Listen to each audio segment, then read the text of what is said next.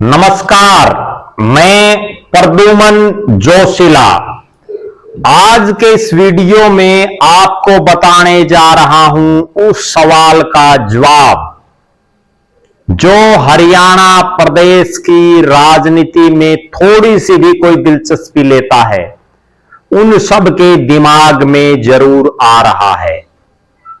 एक ऐसा सवाल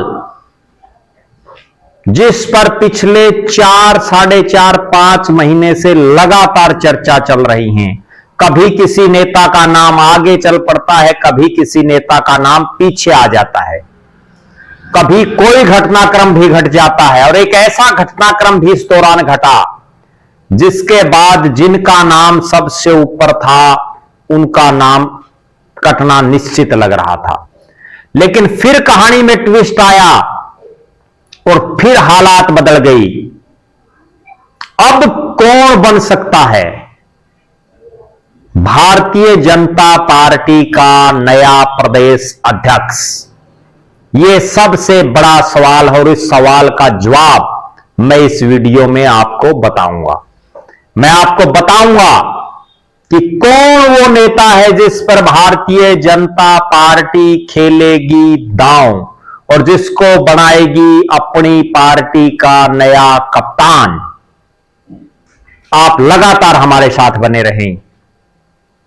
आप सभी दर्शकों से अनुरोध है कि आप YouTube पर हमारे चैनल को सब्सक्राइब करें, बेल आइकन घंटी का बटन अवश्य दबाएं, YouTube पर हमारे चैनल को ज्वाइन अवश्य करें ताकि आपका हमें सहयोग मिलता रहे। वीडियो को ज्यादा से ज्यादा शेयर करें, अपने कमेंट्स अवश्य लिखें और हरियाणा और देश से संबंधित कोई भी जानकारी आपके पास हो वो भी आप हम तक साझा कर सकते हैं। अब मैं बात करने जा रहा हूं दुनिया की सबसे बड़ी पार्टी भारतीय जनता पार्टी का हरियाणा का कमांडर कौन होगा। भारतीय जनता पार्टी में राष्ट्रीय अध्यक्ष बनाने की प्रक्रिया चल रही है जिस पर हमने कुछ वीडियो में आपसे चर्चा भी की और पार्टी ने उसी के मद्देनजर हरियाणा प्रदेश में बूथ अध्यक्ष, मंडल अध्यक्ष और उसके बाद तमाम 27 के 27 जिलों के जिला प्रधान ये काम पार्टी ने कर दिया है। और इन 27 के 27 जिला प्रधानों को बढ़ाने के बाद अब एक ही चर्चा पूरे प्रदेश में है कि आखिर भारतीय जनता पार्टी का नया अध्यक्ष कौन होगा। उस नए अध्यक्ष के लिए इस वीडियो में मैं आपको यह बताऊंगा कि कौन नेता कैपेबल हैं, कौन नेता वो हैं जो भारतीय जनता पार्टी को 2029 में भी जिताने का दमखम रखते हैं, कौन वो नेता हैं जो भारतीय जनता पार्टी की प्रदेश में चौथी बार सरकार बनाने का दमखम रख सकते हैं और बीजेपी की जो अभी तीसरी बार सरकार बनी है उसमें सरकार, संगठन और जनता तीनों में सामंजस्य कौन बैठा सकता है, ऐसा कौन नेता हो सकता है। मेरी जो भारतीय जनता पार्टी के बड़े नेताओं हैं उनसे भी इस विषय में चर्चा हुई। मेरे जो सूत्र बता रहे हैं उनसे भी मैंने जब बात की तो उनके मुताबिक ये तय है कि किसी भी समय भारतीय जनता पार्टी हरियाणा का अपना प्रधान बना सकती है। कौन कौन नेता लाइन में हैं पहले हम इस पर चर्चा करेंगे और फिर आपको बताएंगे कौन बनेगा। प्रत्येक राजनीतिक पार्टी अपना प्रदेश अध्यक्ष से लेकर के कोई भी पद देना हो उसमें जातीय समीकरण, भौगोलिक समीकरण, पार्टी के लिए समर्पित नेता कैसा है, इन सब का ध्यान रखती है। हरियाणा की अगर बात करें तो हरियाणा में वो नेता इस पद के लिए कहीं ना कहीं जोड़ तोड़ बैठा रहे हैं जिन्होंने या तो ये विधानसभा और लोकसभा का चुनाव नहीं लड़ा, पार्टी के लिए समर्पण कर दिया, या जिन्होंने चुनाव लड़ा और वो चुनाव हार गए, वो नेता इस पद के लिए ज्यादा इच्छुक दिख रहे हैं। और उसका लिहाजा एक कारण भी है और वो कारण ये है कि अभी 4.5 साल बाद विधानसभा के चुनाव होने हैं, 4 साल बाद लोकसभा के चुनाव होने हैं, लिहाजा राजनीतिक आदमी तब तक फ्री तो बैठ नहीं सकता।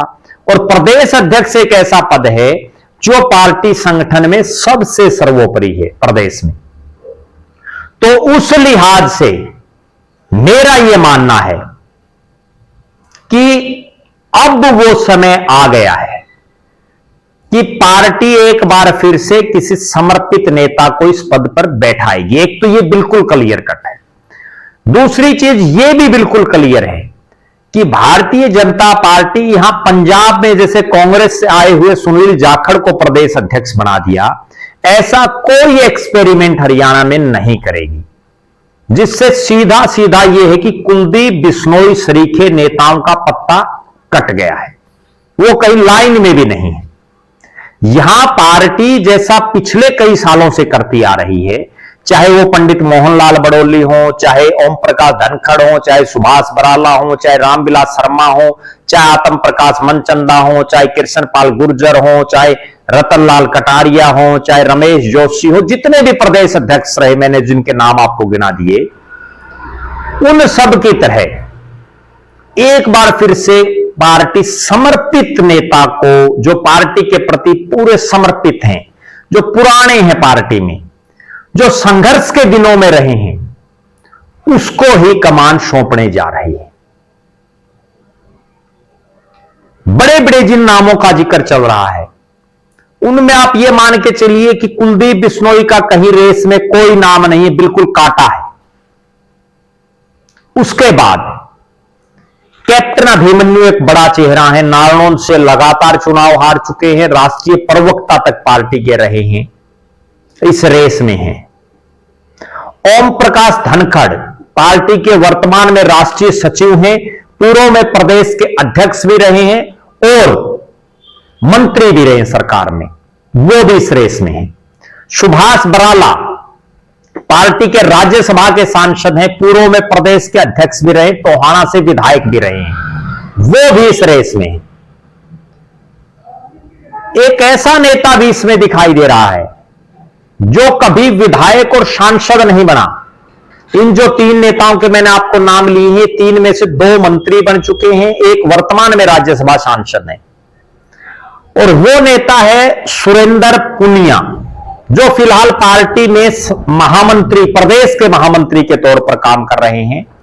और नायब सिंह सैनी जी ने उनको पहली बार प्रदेश का महामंत्री बनाया, उसके बाद वो मोहनलाल बड़ोली जी की टीम में भी प्रदेश के महामंत्री के तौर पर काम कर रहे हैं। एक मजबूत चेहरा, उभरता हुआ चेहरा है पार्टी की, वो भी इस रेस में है। इस रेस में रोहतक से भारतीय जनता पार्टी के बड़े नेता हैं सतीश नांदल, प्रदेश के उपाध्यक्ष जैसे पद पर रहे हैं, वो भी रेस में है। जयप्रकाश दलाल, जेपी दलाल, कृषि और वित्त मंत्री लोहारू के विधायक रहे हैं, वो भी इस पद की रेस में बताया हैं। ये तो मैंने बताए जाट समाज से आने वाले आपको चेहरे। अग्रवाल समाज की बात करें तो डॉक्टर कमल गुप्ता, पूर्व मंत्री, हिसार के 2 बार के विधायक। डॉक्टर अर्चना गुप्ता, प्रदेश की महामंत्री, पानीपत की जिला की प्रधान रही। दीपक मंगला पलवल के विधायक रहे। ये 3 चेहरे ऐसे हैं जिनका नाम चल रहा है। और जो रिपोर्टें आ रही हैं उसके मुताबिक ब्राह्मण चेहरे के तौर पर अजय गौड़, पूर्व में मनोहर लाल जी के राजनीतिक सलाहकार, और खुद वर्तमान जो प्रदेश के अध्यक्ष हैं पंडित मोहनलाल बड़ोली, उनका नाम।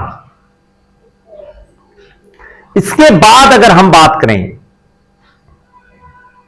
एससी समाज के भी कुछ नेताओं के नाम चल रहे हैं, और यह बड़ी गंभीर चर्चा है कि इस बार कोई ऐसा कॉम्बिनेशन भी पार्टी बना सकती है कि एससी समाज के नेता को बढ़ा दिया जाए।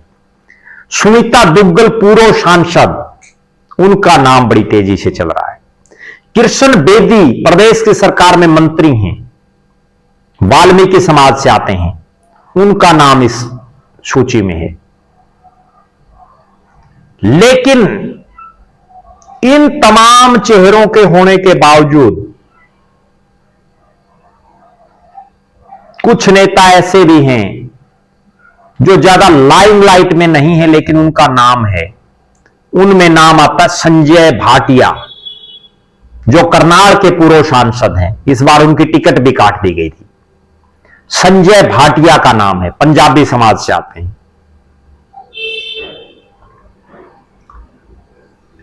इनके अलावा कुछ एक चेहरे ऐसे भी हैं जो अपने हिसाब से अपनी गोटियां सेट करने में लगे हुए हैं, लेकिन मेरे पास जो सूचना है और बड़ी विश्वस्त सूत्रों से जो सूचना है वो ये है कि भारतीय जनता पार्टी ने जिनको प्रदेश अध्यक्ष बनाना है उनका नाम तय कर रखा है, और वो जो तय कर रखा है वो नाम मैं आपको बता रहा हूं।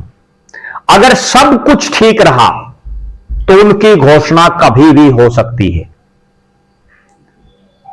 और वो नाम है भारतीय जनता पार्टी के वर्तमान प्रदेश अध्यक्ष, पूर्व विधायक जिन्होंने सोनीपत से लोकसभा का चुनाव भी लड़ा, पंडित मोहनलाल बड़ौली का।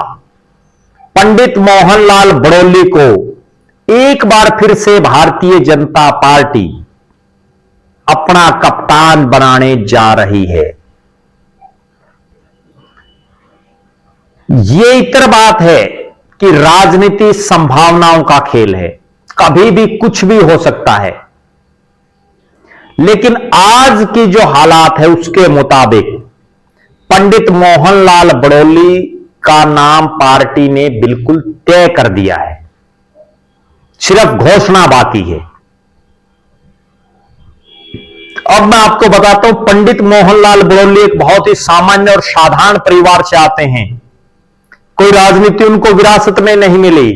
भारतीय जनता पार्टी के बड़े जुझारू नेताओं में उनका नाम है। बहुत ही संयमित नेता हैं, राय के विधायक रह चुके हैं,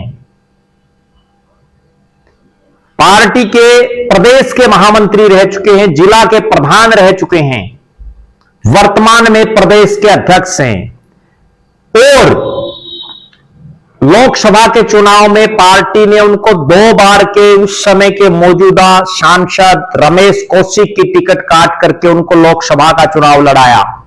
यह इतर बात है कि वो चुनाव हार गए, और उसके बाद विधानसभा के चुनाव से पहले उनको पार्टी का प्रदेश का अध्यक्ष बनाया गया।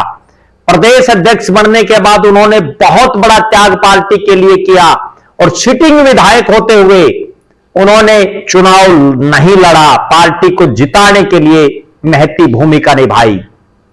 पूरी जो टीम है उसमें जो मोहनलाल बड़ौली प्रदेश अध्यक्ष और उसके 3 महामंत्री, उनमें मोहनलाल बड़ौली और सुरेंद्र पुनिया 2 इकलौते ऐसे शख्स हैं जिन्होंने पिछली बार चुनाव लड़ा, लेकिन इस बार पार्टी के लिए अपनी टिकट कुर्बान कर दी, पार्टी के लिए नए चेहरों को मौका देने की बात कही, और परिणाम भी आप सबके सामने है। मोहनलाल बड़ौली उसके बाद जब सरकार बन गई तो यह निश्चित था कि वो रिपीट होंगे प्रदेश अध्यक्ष के तौर पर, लेकिन उसके बाद एक ऐसा प्रकरण आया जिसमें वो उलझ गए, उन पर बड़े गंभीर आरोप लगे, लेकिन कहानी में फिर ट्विस्ट आया और अब वो प्रदेश अध्यक्ष के तौर पर सबसे ताकतवर नेता के रूप में दिख रहे हैं। पार्टी उनको फिर से मौका देकर के फुल फ्लैश बैटिंग करवाने का मन बना चुकी है। हालांकि ये जो बाकी नेता हैं जिनका मैं जिक्र कर रहा हूं, ये भी अपने अपने इलाके में मजबूत शख्स हैं, इनका भी अपना एक जनाधार है, लेकिन पार्टी हर तरह के समीकरण देखती है। उन्हीं समीकरणों के हिसाब से ऐसा लग रहा है कि मोहनलाल बड़ौली की कप्तानी में भारतीय जनता पार्टी आगे अपना कारवां बढ़ाती रहेगी। बहरहाल आपका इस विषय पर क्या कहना है, आप भी अपनी राय जरूर दें। आप लगातार हमारे साथ बने रहें, हमारे फेसबुक पेज को लाइक और फॉलो करें, यूट्यूब पर चैनल को सब्सक्राइब करें, बेल आइकन घंटी का बटन अवश्य दबाएं, यूट्यूब पर हमारे चैनल को ज्वाइन अवश्य करें ताकि आपका हमें सहयोग मिलता रहे। लगातार आप हमारे वीडियो को ज्यादा से ज्यादा शेयर करें, कमेंट अवश्य करें, बहुत बहुत धन्यवाद। आपका अपना प्रद्युमन जोशीला।